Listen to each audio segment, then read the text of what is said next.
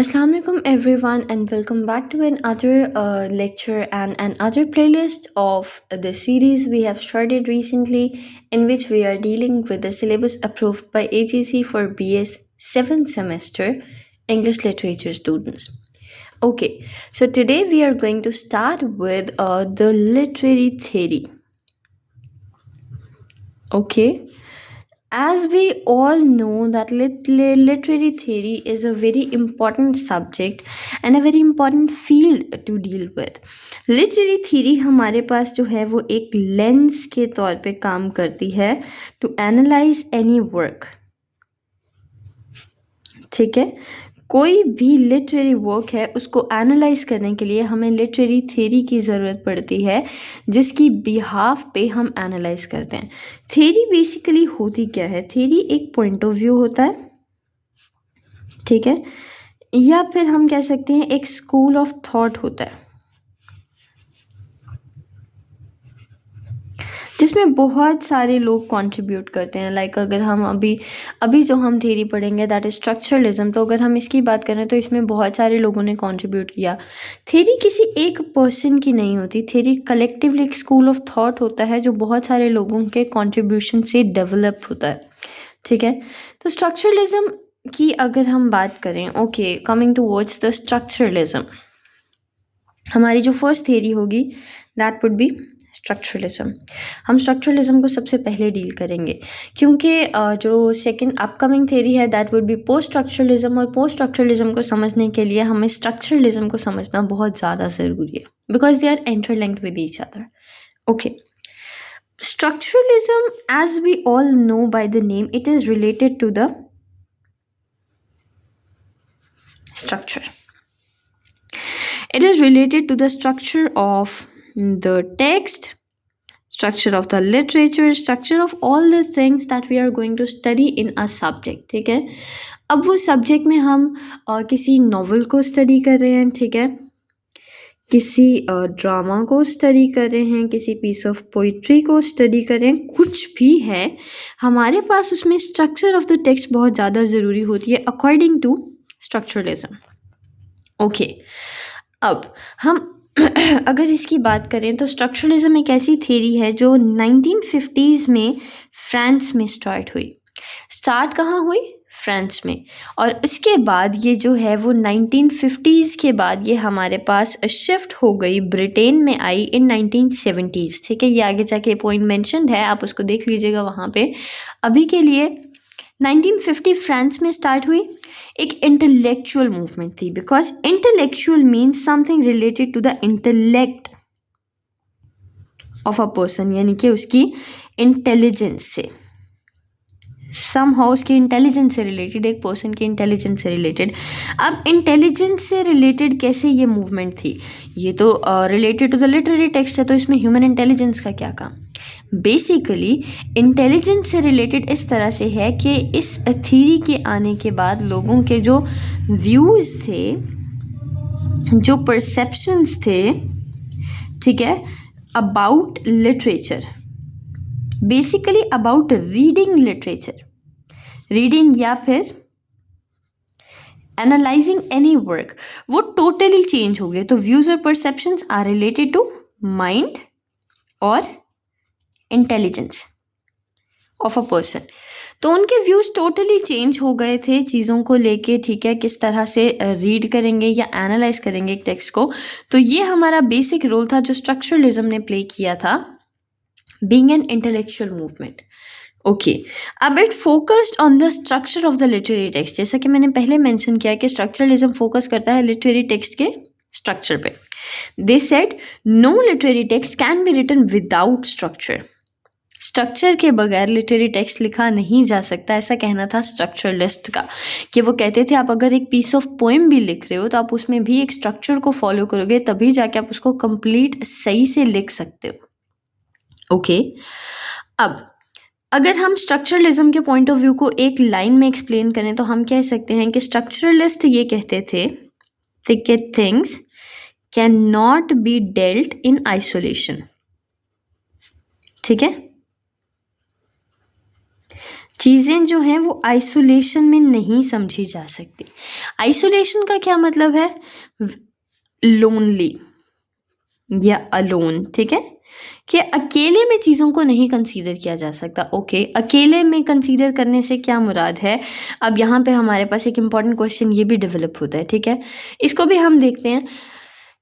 यहाँ पे जब स्ट्रक्चरलिस्ट नहीं आए थे तो जो ब्रिटिश में हमारे पास ब्रिटिशर्स या जो फिर फ्रेंच पीपल थे वो क्या करते थे, एक लिटरेरी टेक्स्ट को पढ़ते थे लिमिटेड टू टेक्स्ट ओनली, ठीक है, यानी कि वो ये करते थे कि उन्होंने उसका टेक्स्ट को स्टडी करना है, उसका लिटरल मीनिंग देखा, उसके लिटरल मीनिंग को स्टडी किया एंड दैट्स इट, बात ख़त्म हो गई। वहाँ पे स्ट्रक्चरलिस्ट आए, उन्होंने कहा कि हमें इसमें और इम्पॉर्टेंट चीज़ें भी देखनी ज़रूरी हैं, ठीक है, इम्पॉर्टेंट फैक्टर्स हमारे पास और भी हैं। वो इम्पॉर्टेंट फैक्टर्स कौन कौन से हैं?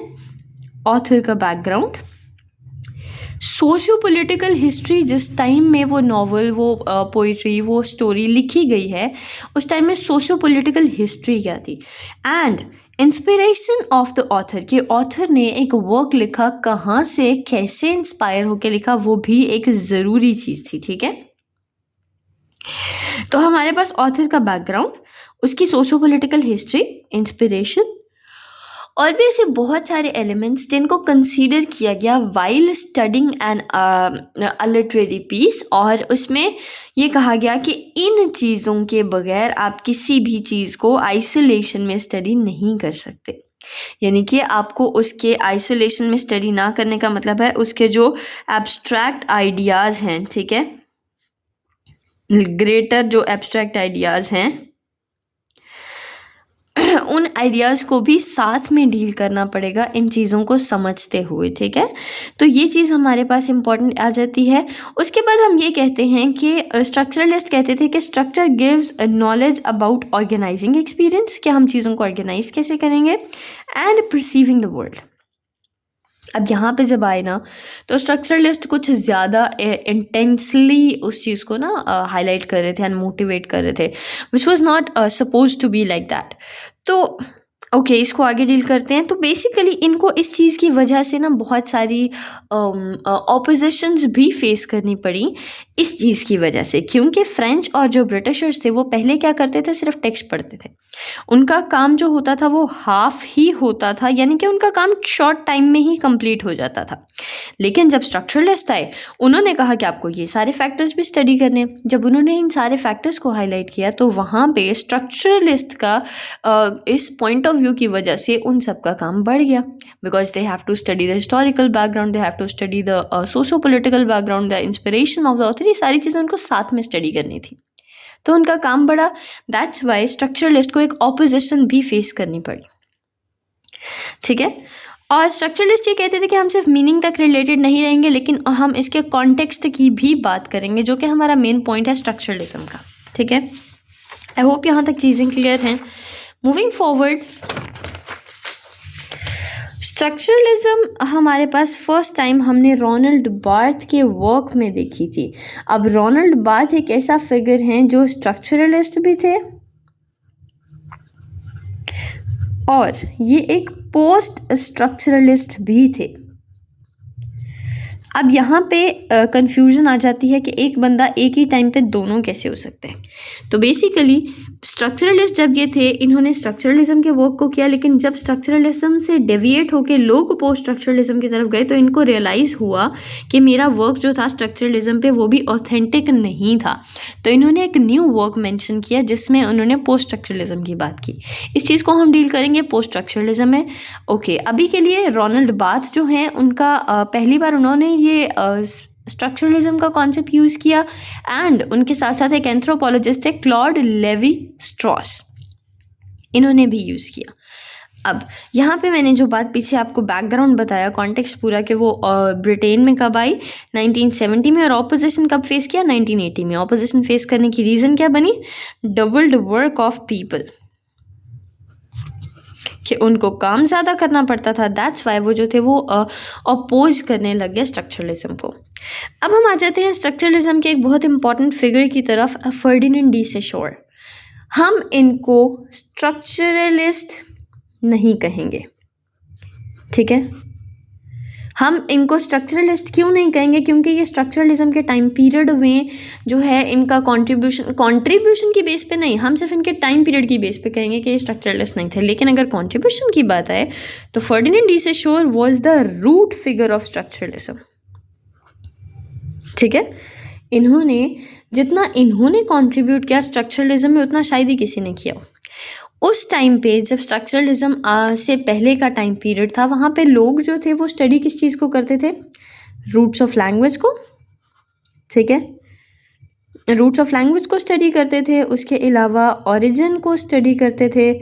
ठीक है, ये सारी चीज़ें लोग स्टडी करते थे। लेकिन फर्डिनेंड डी सेशोर ने इन सारी चीज़ों को तो स्टडी किया सो किया, इसके साथ उन्होंने एक और चीज़ प्लस की जिसमें उन्होंने फंक्शन ऑफ लैंग्वेज को स्टडी किया।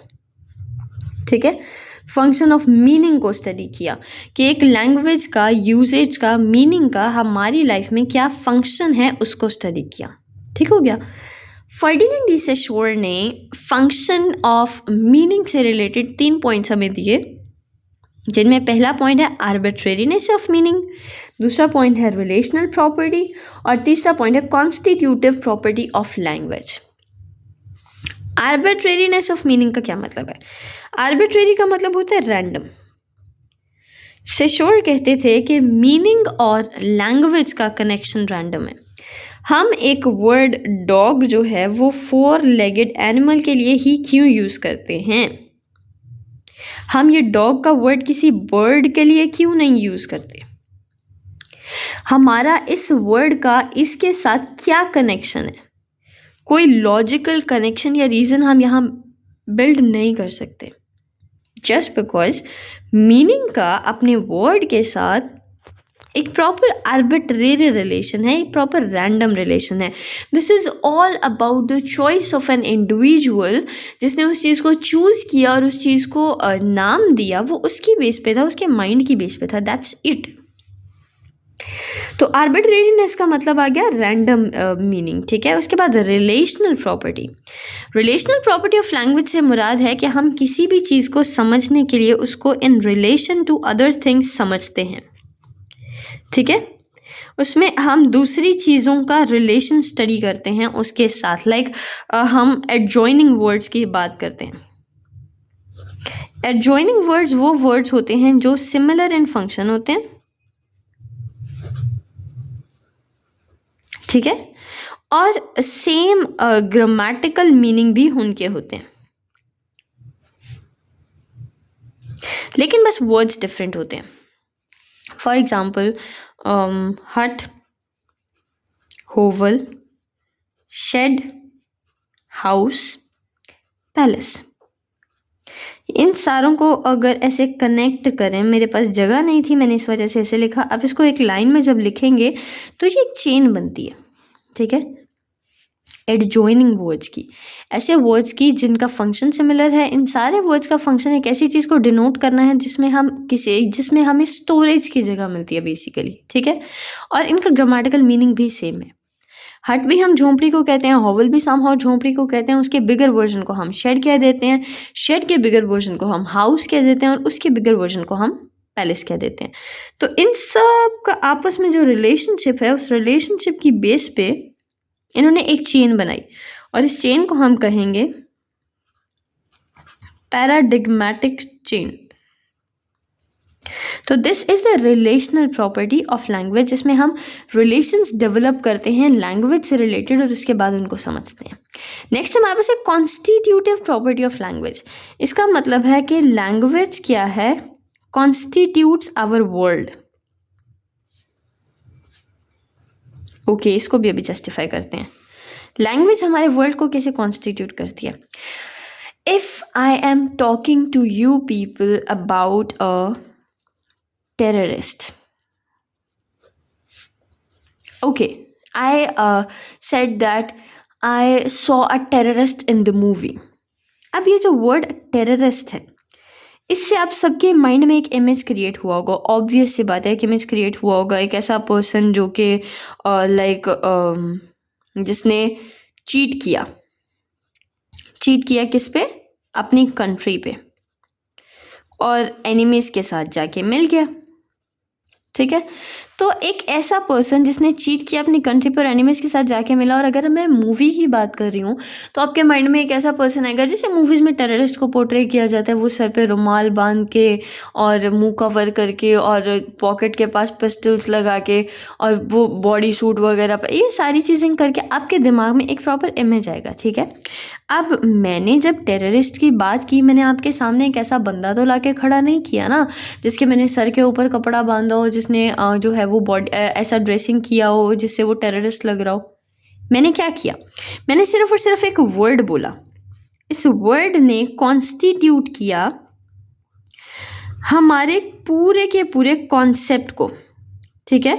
तो लैंग्वेज ने कॉन्स्टिट्यूट किया हमारे वर्ल्ड को, कि हमारा जो वर्ल्ड है वो प्रॉपर लैंग्वेज के अंदर एग्जिस्ट करता है। हम लैंग्वेज के थ्रू वर्ल्ड की किसी भी चीज़ की बात कर सकते हैं, उसकी डिस्कशन कर सकते हैं, ठीक है। इसके बाद अगर हम कहें कि एक ईयर को 4 सीजन्स में डिवाइड किया गया, like summer, winter, autumn, spring में डिवाइड किया गया। वाई सिर्फ 4 सीजन? अगर जिसने ये सीजन्स बनाए वो 5 सीजन बनाता, हम शायद 5 सीजन्स के साथ चलने लग जाते। हम अभी 4 सीजन्स के साथ चल रहे हैं बिकॉज हमें बताया ये गया कि एक साल में 4 सीजन्स होते हैं। तो दिस इज द थिंग कि हमारे पास लैंग्वेज जो है वो कॉन्स्टिट्यूट करती है हमारे वर्ल्ड को, और ये हमारी चॉइसेस पे होता है कि हम उसको किस तरह से यूज़ करते हैं।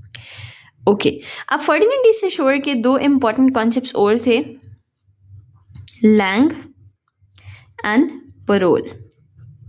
लैंग हमारे पास होता है standardised set of rules, okay, कि एक सेट ऑफ रूल्स है जिसको हमने एक स्टैंडर्ड बना लिया उस सेट ऑफ रूल्स का। और पैरोल होता है हमारा यूजेज उस स्टैंडर्डाइज सेट ऑफ रूल्स का जो पहले था, ठीक है। ये हमारे पास लैंग और पैरोल का कॉन्सेप्ट आ गया। SVO पैटर्न है, ठीक है। अब इस SVO पैटर्न को मैं अगर प्रेजेंट का सेंटेंस बनाना है तो SVO और हिसाब से यूज़ करूँगी, पास्ट का बनाना है तो SVO और हिसाब से यूज़ करूँगी। तो ये मेरे पास उसकी जो है वो एप्लीकेशन है, किसकी? SVO की। SVO क्या है? लैंग, स्टैंडर्ड है ना। और SVO प्रेजेंट का या पास्ट का है, वो हमारे पास क्या है? पैरोल। That's it.